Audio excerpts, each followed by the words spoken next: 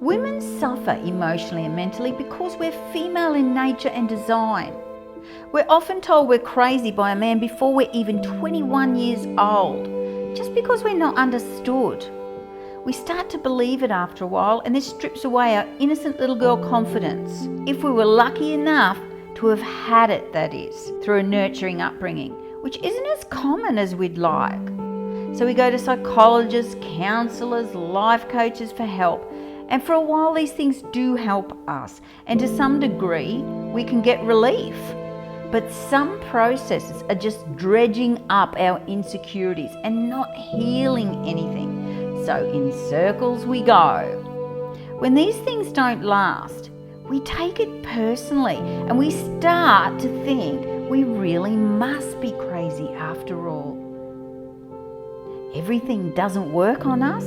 We think it must be me. We add this failing onto our already long list of things we think are not good enough about us.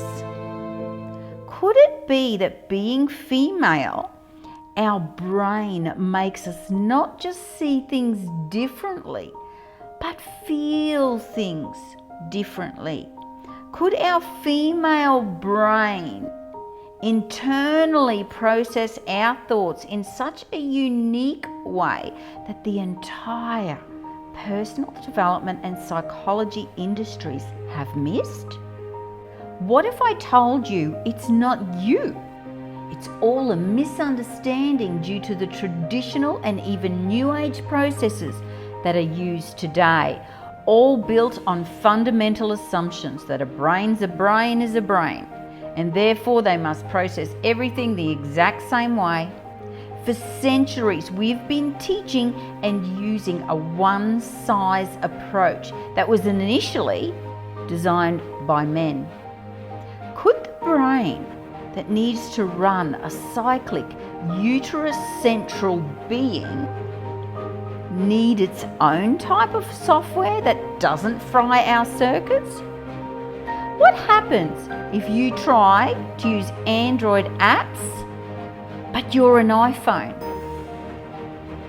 Well, one lady hypothesized this and went back in history to the times when psychology was first discovered to see what they could have missed. In doing so, she redesigned a psychological method to help women move forward based on what she was able to uncover from her intense 13,000 plus hours of research. Initial testing proved her hypotheses right. She tried the process on males and it didn't work. Yet for women, it was causing an irreversible transformation. Her process, unlike psychology, meant she needed to know little history about a client or patient, except to know how they were still being affected from it now. The client is taken on a journey. Her eyes are closed so that she can focus, and it's here she's guided through a story where she's so disconnected from any traumas, she's not even in the story. She goes on a voyage to solve problems for others experiencing a similar nature to hers.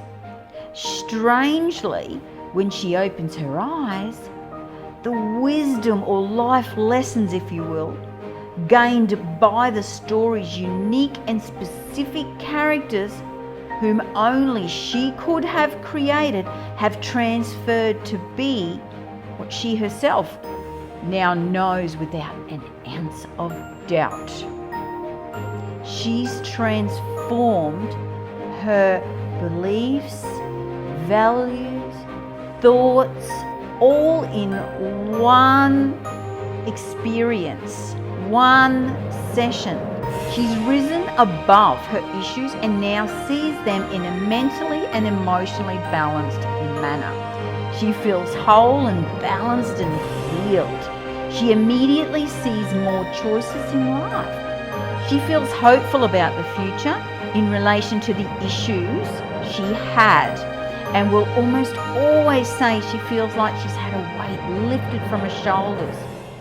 This is Creatrix, uniquely for women.